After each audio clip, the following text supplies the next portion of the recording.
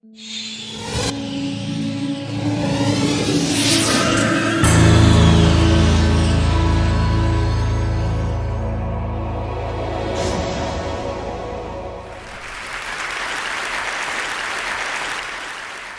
I want to start by offering you a free, no-tech life hack. And all it requires of you is this, that you change your posture for 2 minutes. But before I give it away, I want to ask you to right now do a little audit of your body and what you're doing with your body. So how many of you are sort of making yourselves smaller? Maybe you're hunching, crossing your legs, maybe wrapping your ankles. Sometimes we hold on to our arms like this. Sometimes we spread out. I see you.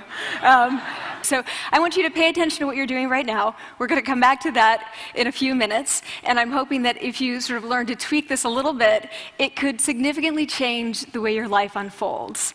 So we're really fascinated with body language, and we're particularly interested in other people's body language. You know, we're interested in, like, you know,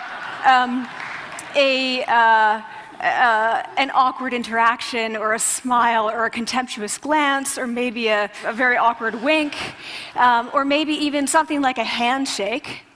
Here they are arriving at number 10, and look at this lucky policeman gets to shake hands with the President of the United States. Oh, and here comes the Prime Minister of the... No.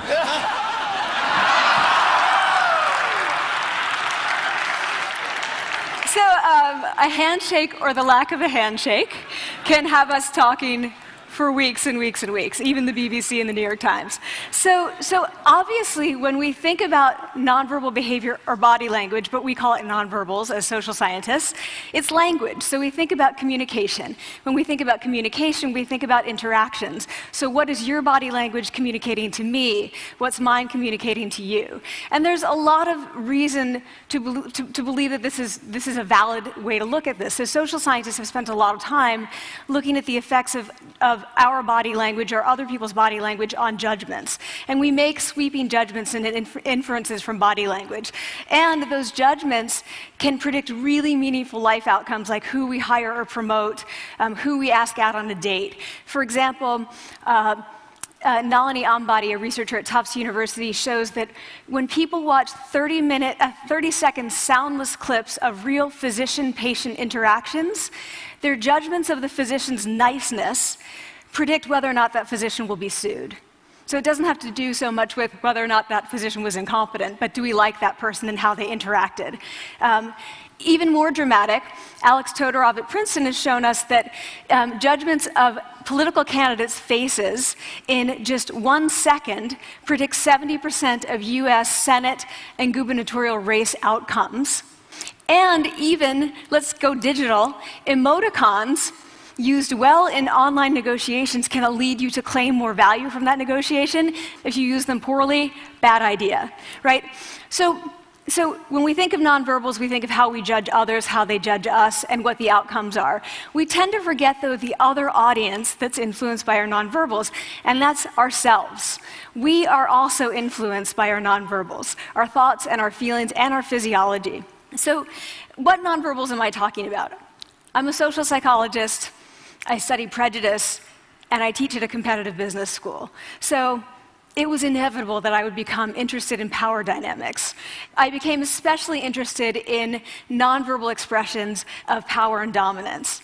And what are nonverbal expressions of power and dominance? Well, this is what they are. So in the animal kingdom, they are about expanding. So you make yourself big, you stretch out, you take up space, you're basically opening up. It's about opening up.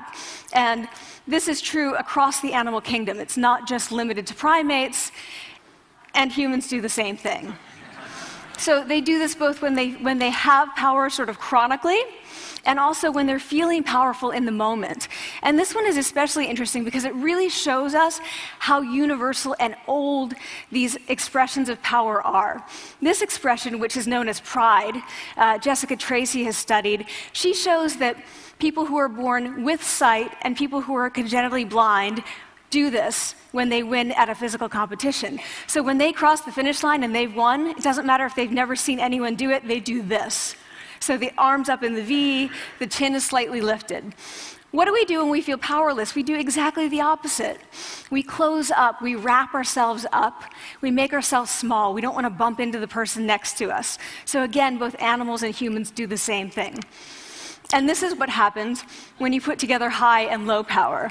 So what we tend to do when it comes to power is that we complement the other's nonverbals. So if someone's being really powerful with us, we tend to make ourselves smaller. We don't mirror them, we do the opposite of them.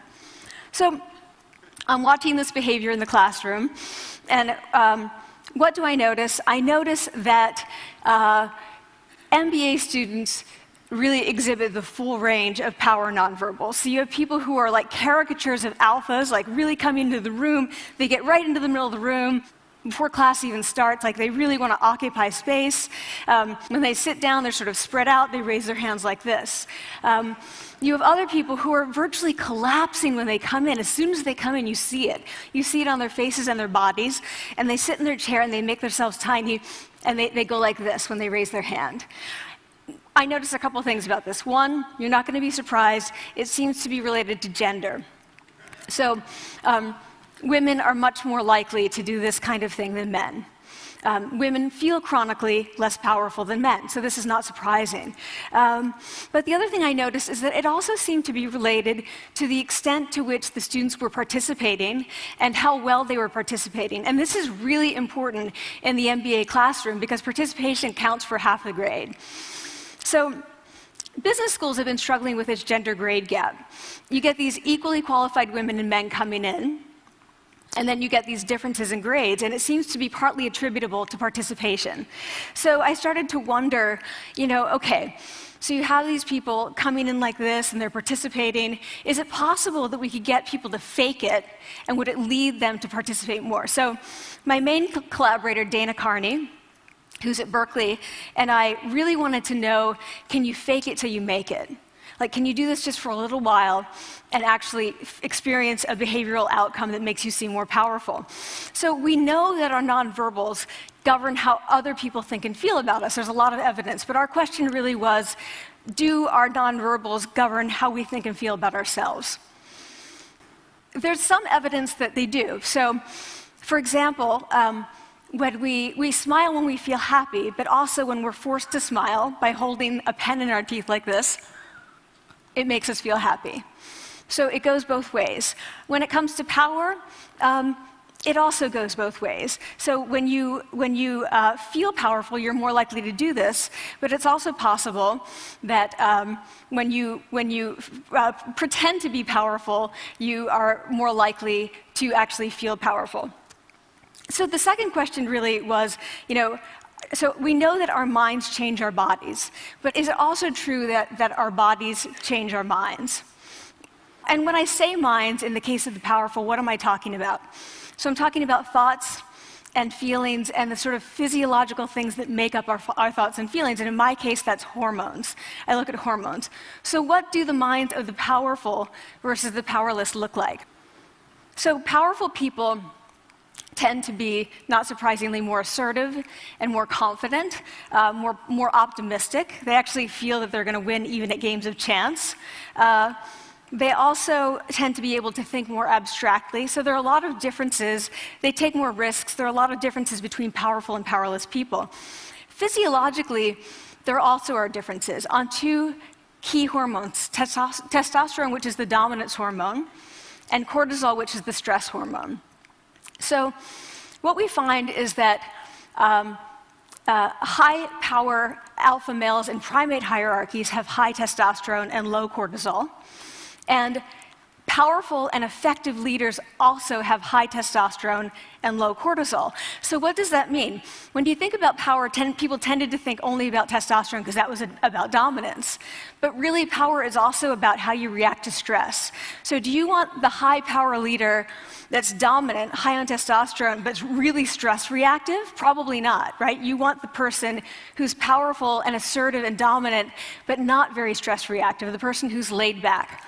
So we know that in primate hierarchies, if an alpha needs to take over, if an individual needs to take over an alpha role sort of suddenly, within a few days, that individual's testosterone has gone up significantly and his cortisol has dropped significantly.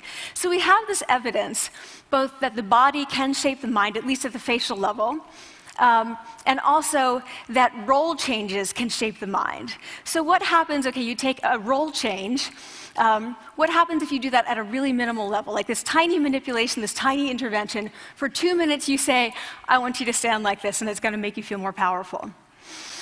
So this is what we did. We decided to bring people into the lab and run a little experiment. And these people adopted for 2 minutes either high power poses or low power poses. And I'm just going to show you 5 of the poses, although they took on only 2. So here's one, a couple more. This one has been dubbed the Wonder Woman by the media. Here are a couple more.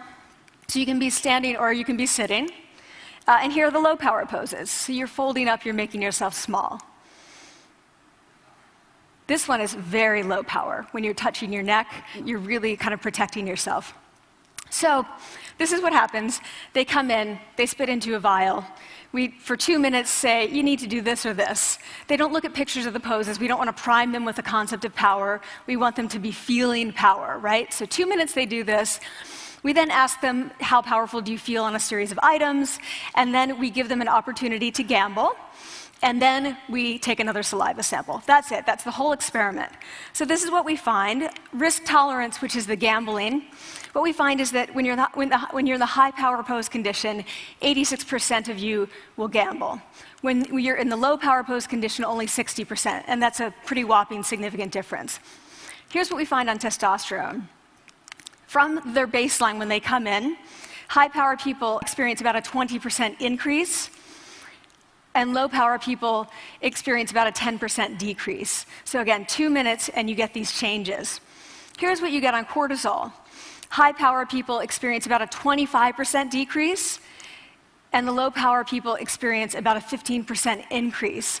So 2 minutes lead to these hormonal changes that configure your brain to basically be either assertive, confident, and comfortable, or really stress reactive, and feeling sort of shut down. And we've all had that feeling, right?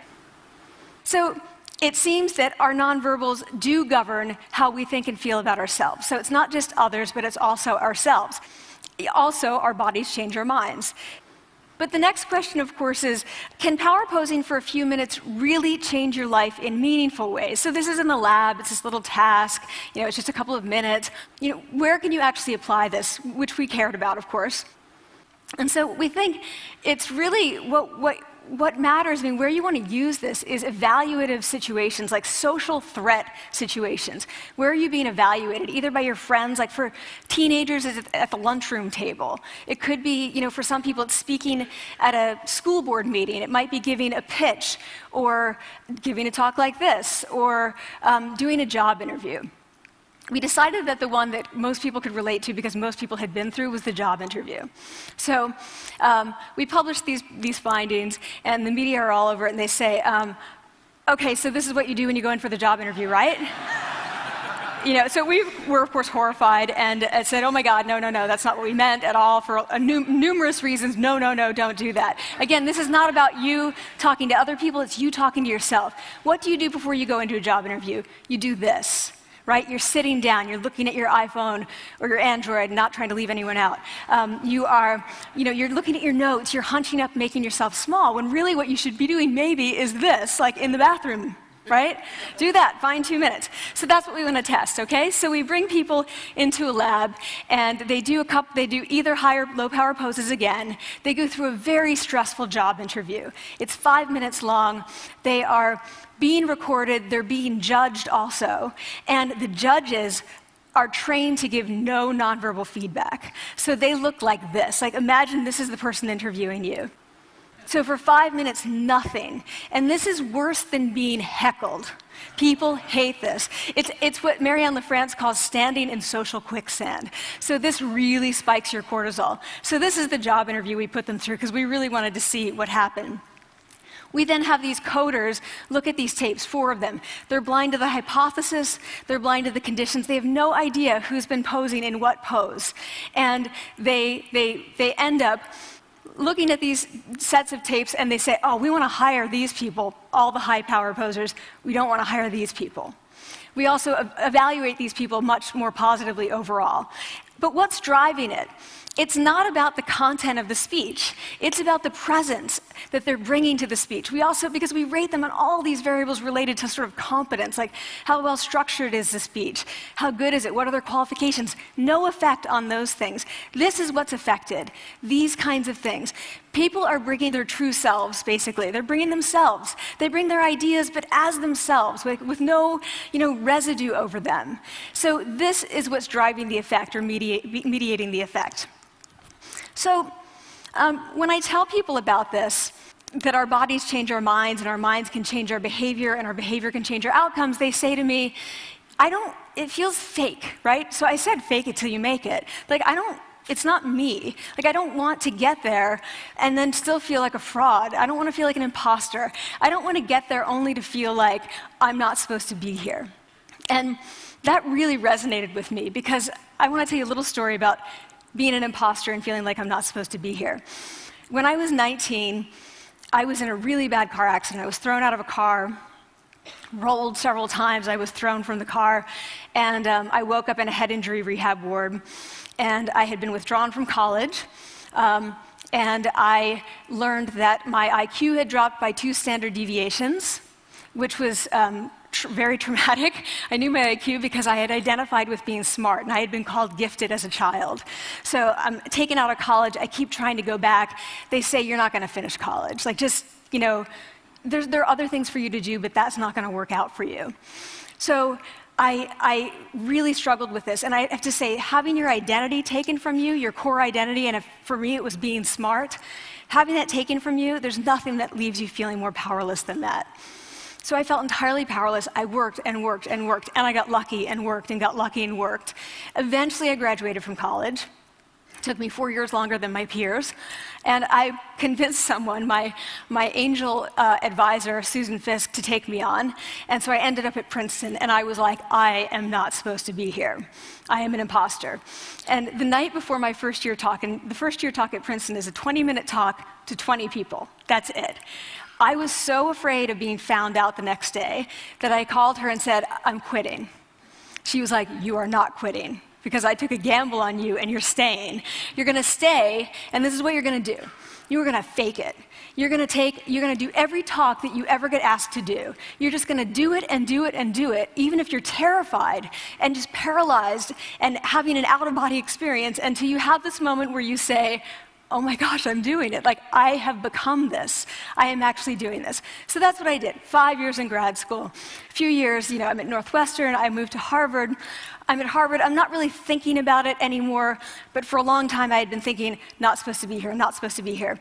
So at the end of my first year at Harvard, a student who had not talked in class the entire semester, who I had said, look, you got to participate or else you're going to fail, came into my office. I really didn't know her at all.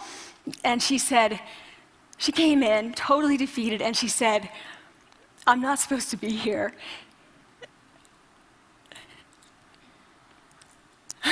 And that was the moment for me, because 2 things happened. One was that I realized, oh my gosh, I don't feel like that anymore. I don't feel that anymore, but she does, and I get that feeling. And the second was, she is supposed to be here. She can fake it, she can become it. So I was like, yes, you are. You are supposed to be here, and tomorrow you're going to fake it, you're going to make yourself powerful, and, you're going to...